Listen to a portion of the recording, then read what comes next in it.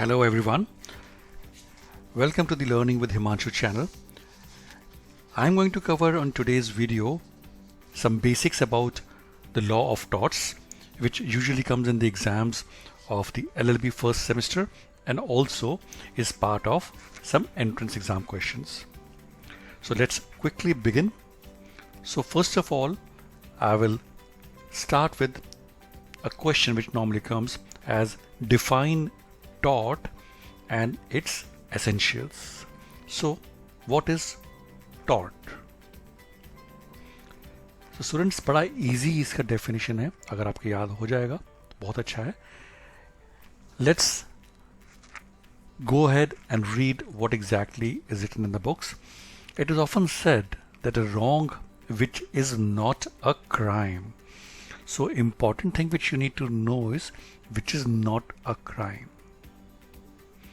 तो कोई भी गलती जो क्राइम ना हो, which is not a breach of contract, किसी कॉन्ट्रैक्ट का ब्रीच ना हो, which is not a breach of trust, breach of trust ना हो, is a wrongful tort.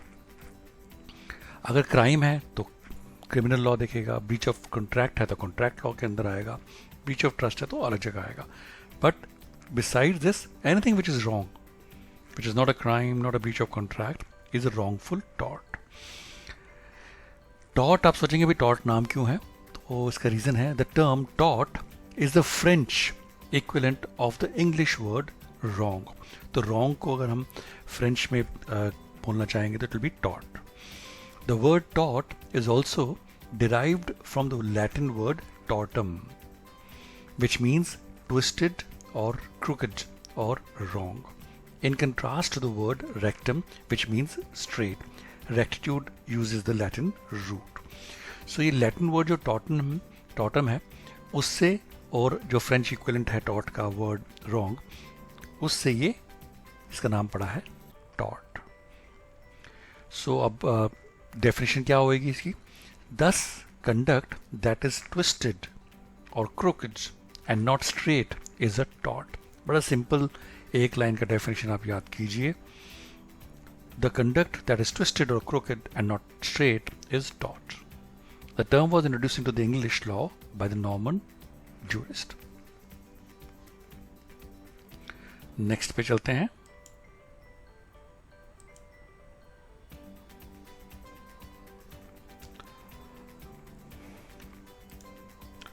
सो जो टॉट है उसका बेसिकली एक मैक्सिम है, उसके बेसिस पे ये पूरा लॉ बेस करता है, which is ubi jus ibi Remedium.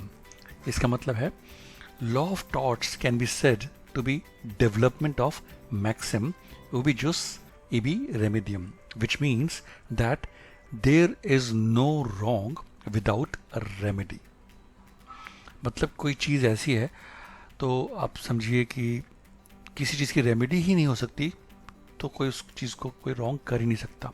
जिस चीज़ की आप ठीक कर सकते हैं उसी को आप खराब कर सकते हैं as per this.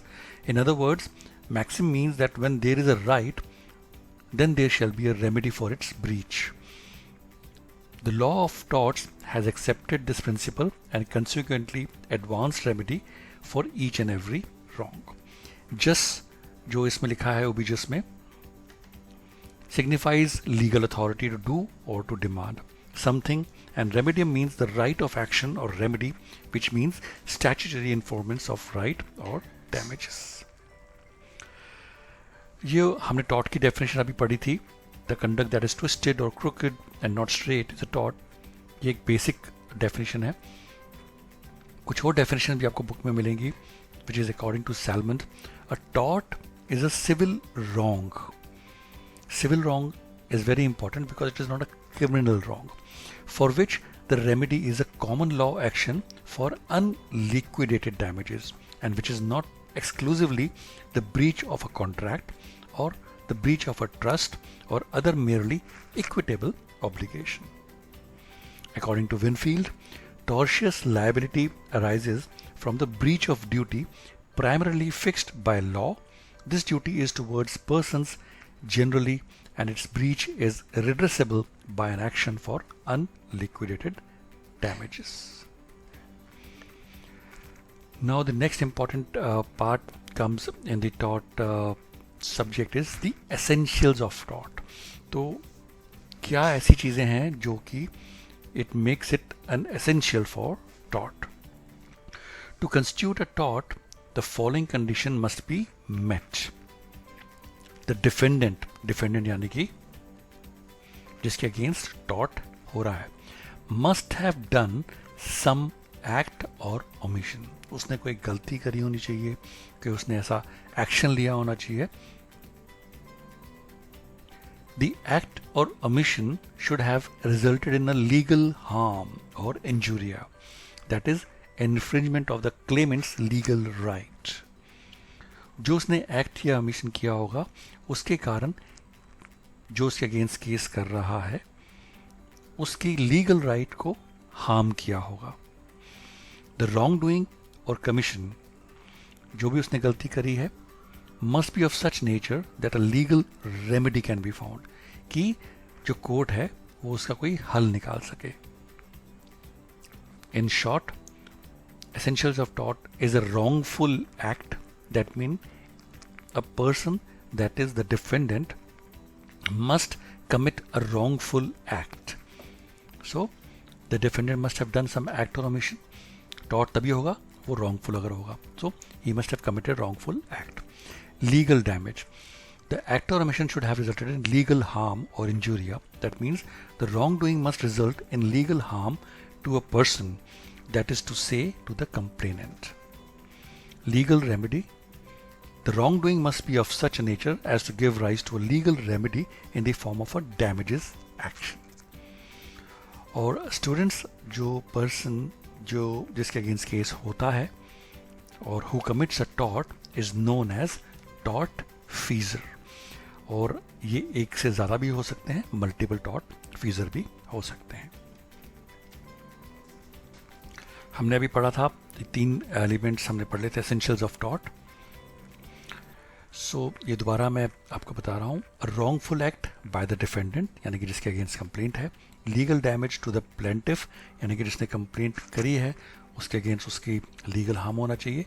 And the wrongful act must be of such nature as to give rise to a legal remedy in the form of action or damages. Next is, what is a wrongful act? आप किसको wrongful act कहेंगे या omission कहेंगे? An act is said to be wrongful if it invades the private right of a person.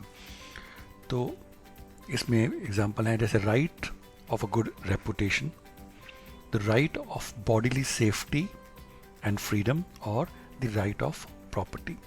तो इनमें से कोई भी एक्शन जिससे के कारण किसी की, मैं मान लो मैं कोई ऐसा एक्शन लेता हूँ जिससे किसी की रेपुटेशन ख़राब होती है, तो वो बंदा मेरे अगेंस्ट एक टॉर्ट फाइल कर सकता है और क्लेम कर सकता है. आपको पता होगा. सो आप डिफेमेशन जो केसेस होते हैं, I will be covering all these also in another videos, but अभी in this video I am just covering the basic definition and important parts. Next में चलते हैं. हमने पहले पढ़ा था first part of the first element of the tort is the omission और the act, wrongdoing. So there must be an omission और some act on the part of the defendant, जिसके अगेंस्ट टॉर्ट है, उसने कुछ ऐसा काम किया होगा. An act or omission shall be wrong if the person sought to be held liable was under a legal duty. The relevant act or omission should be recognized by law. It should not be a moral or social mistake. तो ये जो गलती है किसी बंदे ने, वो moral और social mistake नहीं होनी चाहिए. It may be intentionally or negligently committed.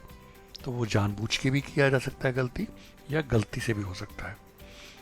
Example है, committing a trespass or publishing a statement, defaming another person or mistakenly detaining another person may be liable, as the case may be. For trespass यानी कि committing a trespass, defamation यानी कि कोई आप statement करें किसी के गलत अगेंस्ट, या false imprisonment यानी कि आप किसी को गलती से जेल में डाल दें, तो ये सब लायबल हो सकते हैं.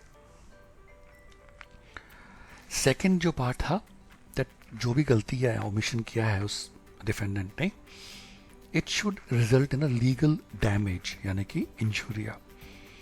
डैमेज मीन्स द हार्म और loss suffered or presumed by someone else as a result of wrongful act or omission.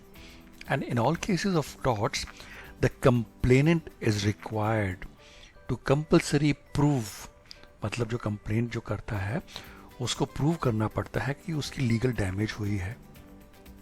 That legal damage has occurred to him as a result of the defendant action, या जिसके against भी tort है उसके किसी भी हरकत से, किसी भी एक्शन से, किसी भी ओमिशन से उसकी लीगल डैमेज हुई है. Legal damage is only possible if the complainant's legal right has been infringed. तो फॉर एग्जांपल मेरा राइट है कि मेरी जो बारे में कोई गलत चीज़ ना फैलाए. So it is my right that my fame is not defamed. तो कोई अगर मेरी बदनामी करेगा, I can file a case of tort. Under tort, no action or damage is possible if no legal right is infringed. यानी कि अगर कोई मेरा लीगल राइट ही नहीं है किसी चीज़ का, आपको पता है लीगल राइट्स बहुत सारे होते हैं, उसमें से कोई भी अगर मेरा राइट किसी कारण होता है तो we can cover that. The maxim damnum sine injuria expresses this position, मतलब कि डैमेज विदाउट इंजरी. इसके अंदर एक ऑप्शन आती है टॉर्ट में जिसमें कोई डैमेज नहीं हुई है, विदाउट एनी लीगल इंजरी, लेकिन फिर भी उसमें केस बनता है. We will read that also. जो राइट्स हैं हमारे वो दो कैटेगरीज में डिवाइडेड है, एब्सोल्यूट एंड क्वालिफाइड. हम इसको भी पढ़ेंगे. सो आई होप आपको सेकंड भी समझ में आ गया होगा. We will just revise. First is there must be an omission. Second should be it must be resulting in a legal damage to the plaintiff. Now next is the third constituent of tort. हमने first कर लिया कि भैया गलती कर दी किसी ने, second हो गया कि लीगल डैमेज होना चाहिए, third is the wrong doing और omission are of such nature. जो भी गलती या जो इंटेंशनल गलती हुई है, it should be of such a nature that legal remedy can be found, कि लॉ उसकी कुछ हल निकाल सके. Legal remedy is the third necessary remedy for a tort action. In tort, the wrongdoing must fall within the category of wrongs for which the remedy is a civil damages action. Civil injury is a tort, but not all civil injuries are torts. The essential remedy for torture is an action for damages, but other remedies may also be obtained. For example, in addition to damages, in certain cases of wrongs or the complainant's own action without going to court, that is self help. हमने ये पढ़ा था ubi jus ibi remedium. That means for every wrong the law provides a remedy. इसके अंदर हम एक case refer करते हैं. The case of Ashby versus White, Holt. Chief Justice laid down that if the plaintiff has a right, he must of necessarily have a means to vindicate and maintain it, and a remedy if he is injured in the exercise of enjoyment of it. And indeed, it is a vain thing to imagine a right without a remedy, for want of right and want of remedy are reciprocal. तो ये third constitute हो गया. First second third हमने important जो tort के elements हैं पढ़ लिए हैं. नाउ हमने पढ़ा था कि एब्सोल्यूट राइट और क्वालिफाइड राइट. सो एब्सोल्यूट राइट होता है if an absolute right is infringed, the law definitively presumes damages even if the wrongdoer has not suffered any loss of money. Violation of absolute law is enforceable in itself, that is without any evidence of damage. The presumed damage is called legal damage. For example, right to land infringement is actionable even if no damage was caused by the infringement. Next है qualified. Qualified में there is no presumption of damage, and in the case of qualified rights and the violation of such rights can only be applied on the basis of proof of damage. तो qualified जो rights होते हैं उसमें आपको damage का proof देना ही पड़ता है. For example, if a landlord makes improvements to the property, अगर landlord जो है वो property को improve करता है, leased without the right to do so, उसने उसके पास राइट नहीं है लेकिन उसने इंप्रूवमेंट कर दी. The landlord is liable for damages even if the property can be improved and more valuable by the changes. So this is under the qualified. Let's move further, students. Now हमने पढ़ा था so injuria sine damum and damum sine injuria. ये भी important part है आपका talk का. Injuria का मतलब होता है infringement of a right conferred on the complainant by law or unauthorized interference with the right of the complainant, however trivial it may be. Sine का मतलब होता है without, damum का मतलब होता है damage या substantial money, comfort, health और loss damage. किसी भी चीज़ का नुकसान, पैसे का, आराम का, health का is damum का मतलब होएगा. Thus, injuria sine damum means an infringement of the law or the breaking or messing with the law personal without causing the plaintiff any harm. So injury without damage मतलब मेरे legal rights आपने hurt करे हैं, किसी ने मेरे hurt करे हैं, लेकिन उससे मुझे कोई नुकसान नहीं हुआ, मेरे को कोई मॉनेटरी लॉस नहीं हुआ, मेरे को कोई कंफर्ट लॉस नहीं हुआ, हेल्थ लॉस नहीं हुआ, कुछ भी नहीं हुआ. So it will follow under this. इसका एग्जांपल है इन एशबे वर्सेस वाइट जो हमने पहले भी रेफर किया था. The complainant was a qualified voter. जिसने कंप्लेंट करी थी वो एक वोटर था. The defendant a returning officer wrongly declined to take the vote of the complainant. तो जो कंप्लेनेंट था वो वोट करने गया और जो डिफेंडेंट था जिसके अगेंस्ट केस था टॉट का, उसने उसकी गलती से बोला कि भाई आप वोट नहीं दे सकते, आपके पास राइट नहीं है. तो क्या हुआ इसमें, एशबे जो था उसके जो लीगल राइट थे टू वोट वो हार्म हुए. लेकिन नेक्स्ट पढ़िए. The plaintiff had suffered no damage as the candidate he wanted to vote for won the election. तो इसमें ये हुआ अगर वो कंप्लेनेंट वोट कर देता तो उसको ये केस नहीं करना पड़ता, उसकी लीगल राइट नहीं हट होते. तो उसने केस किया. यहाँ पे उसको डैमेज इसलिए नहीं हुआ क्योंकि जिसको वो वोट करने जा रहा था वो इलेक्शन जीत गया. तो no damage but injury without damage. So the court of King's bench by majority rejected the claim. Claim reject हो गया. So here, surely every injury imports a damage, though it does not cost the other party and one farthing, and it is impossible to prove the contrary. For a damage is not merely pecuniary, but an injury imports a damage when a man is thereby hindered of his rights. On appeal of the House of Lords, the majority upheld Holt Chief Justice dissent. The defendant was held liable.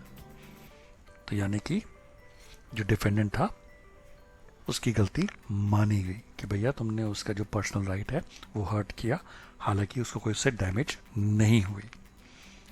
Next पढ़ते हैं. डैमम sine injuria, ये उसका opposite है. Damage without any hurt of legal right. Damnum means again वही substantial money, comfort, health loss और damage. Sine means without. Injuria means again infringement of a right conferred on the complainant by law or unauthorized interference with the right of the complainant. Thus, damnum sine injuria means damage not accompanied by unauthorized interference with the lawful right of the plaintiff.